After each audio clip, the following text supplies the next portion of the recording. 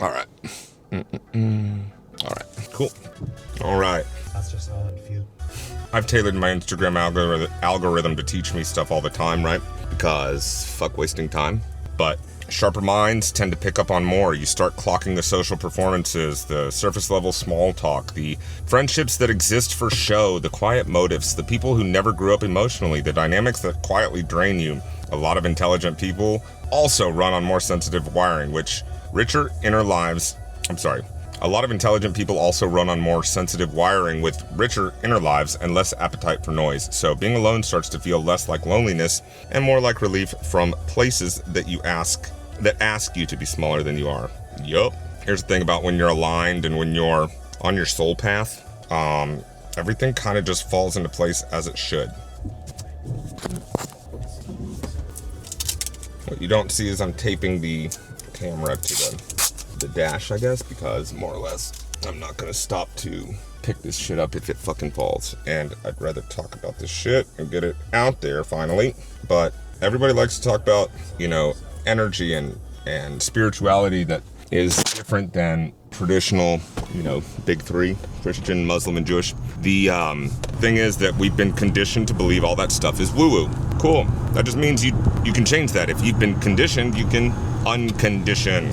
And when you find yourself saying like, oh, that's cringe, oh, that's woo-woo, oh, that's whatever, it's just a crystal girl or whatever.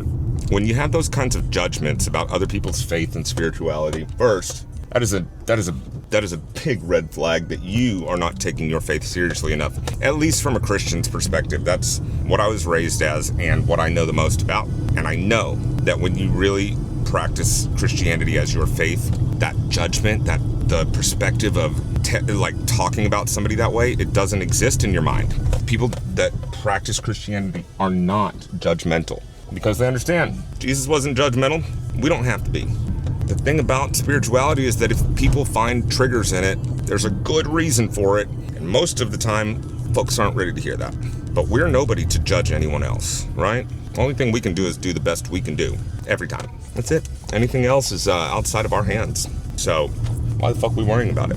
But when these serendipitous moments happen in your life where the conversation you had with a stranger was exactly the one that you needed to hear, where that opportunity just put itself in your lap, all these things that people working towards building notice in their journeys after dedicated consistency. Finding your soul path starts out by being like, that's an interesting coincidence. And then it'll turn into 5 of those happening in a day, and 10, and 20, X, Y, Z. It doesn't stop once you find your purpose, once you find your ikigai, right? But nobody's taught how to find their ikigai, because then all of a sudden when your mentor or your therapist or whoever gives you the actual tools to live your own life and to be independent and happy yourself, they don't get paid anymore. It's almost counterproductive for a therapist or mentor or guru or whoever is guiding somebody to teach them the ways that they're able to do it on their own.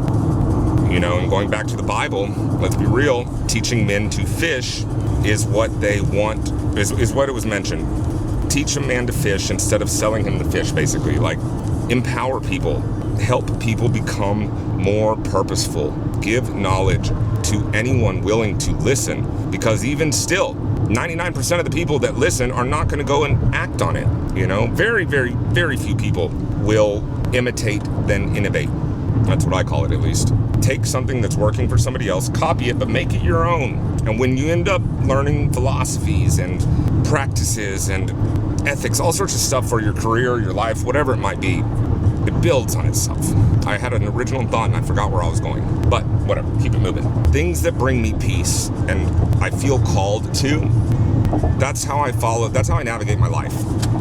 Which to most people, they don't understand why I do things like that. But also, chances are they weren't crazy addicted to Oxycontin or gone to rehab or beat cancer or whatever it might be. But the things that I've overcome in my life at the time of when I did, most people are like, what the fuck? Meanwhile, I'm just letting them know, hey, listen, it helped me carve out the man that I am today.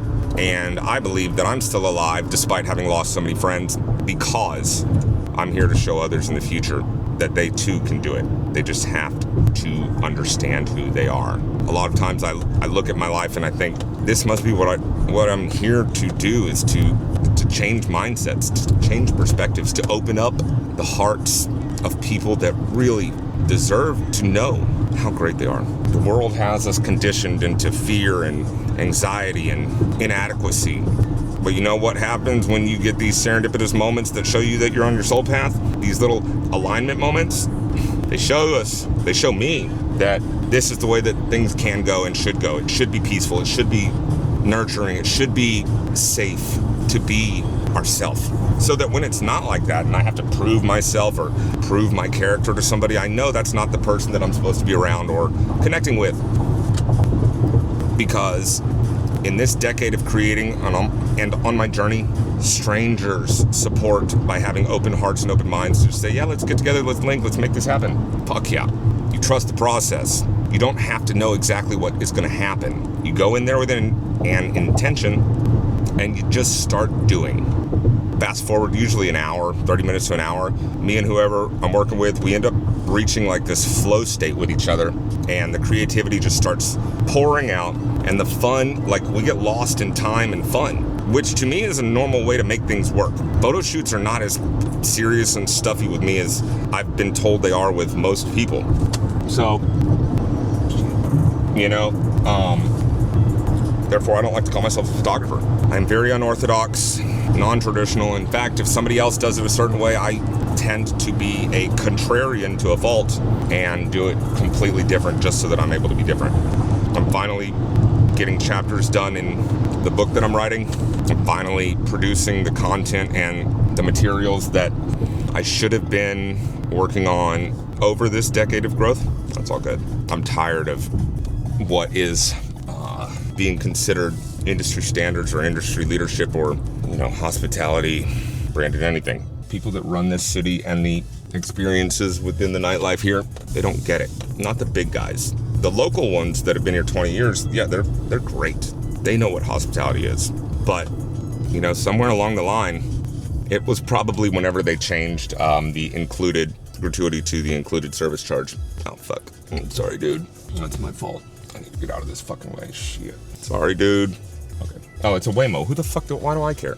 But the hospitality industry doesn't mean these places provide hospitality. Big clubs, nightlife, major brands, they want that check average up. And in Miami, it's understandable because people love to peacock out here. People will sit across from each other at different tables and they will order more expensive and compete back and forth, back and forth, back and forth. It's silly, but it happens here. That's just not how normal people function. Miami has this belief that because a large number of ultra wealthy behave certain ways and like certain things, they start thinking that that's just the norm, and it's not. Miami is a party city. We all understand that. But just because it's a party city doesn't mean that's all it should be limited to. Thank you, Siri. We shouldn't be restricted to how these large brands want it or see the city. Miami's hospitality community during pandemic came together quicker than anything that I've ever seen in my life to support each other. It's real people in real, struggles really supporting each other. It's disappeared over time because Miami's gotten so expensive, and I'm sure the rest of the country has too, but when people get so worried about money, jobs, they don't act like they should. They don't act rationally, logically, because why should they? They're in a pinch. People are in situations often that they got to get out of quick as fuck. But if they're like me, that can become overwhelming. It sucks. But none of it has to be the way that it is. It's just nobody has worked at figuring a way out.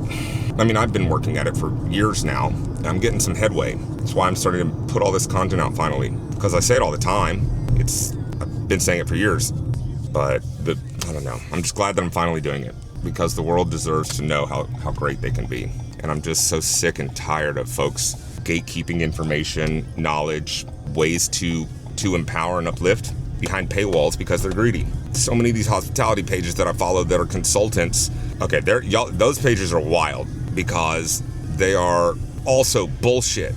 These guys trick people into believing that the principles and theories they're discussing are the solutions without actually breaking down the depth of these moments, which in turn means that they miss the entire message that they should be like promoting. So I'm just so tired of that happening that I'm no longer going to allow it. I'm going to be posting positive, constructive content for all the times and people that don't. For every single person that's out there that wants to make a buck off of giving you knowledge and enrichment, I'm going to be there giving it to you no cost. Because that's how I was, I was blessed because I was hungry enough to find a spark, and then other people ended up supporting it. That's what I am trying to pay forward for others, because you deserve it. People deserve to know it. So please get out of your own way, everyone, and start, oh shit, I just made some wrong turns. Get out of your own way, start changing yourself, start improving, start evolving, start pushing yourself in ways that can make you stronger. Now, I understand that what I'm saying, a lot of folks don't know how to do these things. So if you want to know how to do them, just hit me up. Or come slide by the bar that I work at Panamericano, because the weirdest thing happens at Panamericano. It's a bar, therefore traditionally it's been low vibrational kinds of energy. It's in Miami, so people that just want to flex. It's in the heart of Brickell, which is the financial district, yet it is the most aligned space that I've ever been blessed enough to be a part of, let alone work in. So like every conversation, every interaction, every connection just always ends up being perfectly, like perfect. That's, most people don't know what serendipity feels like or tastes like because it doesn't happen enough to them. Not at Panamericano. At Panamericano, things just work. They fit, they match, they're different. And it's not a crazy reason why.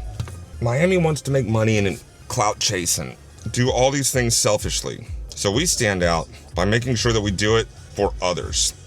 Our boss gives us a book, Unreasonable Hospitality, when you get hired. That's his mission, that's his vision, that's his standard. You know, and I opened that book up and I started reading it, and I was like, wait a second, Will Guidara is saying everything that I've written already on notepads and pieces of paper over the years. This is bullshit. I have to get my book out. Because of all these hospitality books, none of them are from people that are boots on the ground in that time, except for me. You know, there's so much that people have missed, and I refuse to allow it to continue. So I hope that, you know what, I can't wait until this message continues to grow. The amount of people that have stopped me in the streets while walking home in Miami to tell me thank you for posting the content that I posted, the little that I have, that keeps me going. The people that tell me, hey Tex, you might have been right a few years ago when you told me this, blah, blah, blah.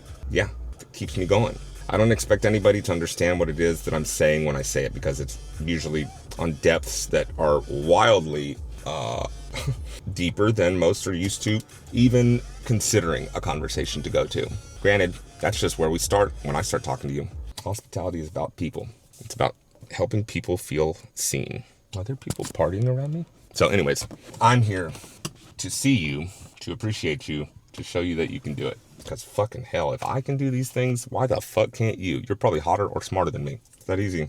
I am always here to listen, and I love you. And you're going to make it through, because if you're watching this, there's a reason. This is one of those aligned moments that I was mentioning. Appreciate it, enjoy it. You're worth these things.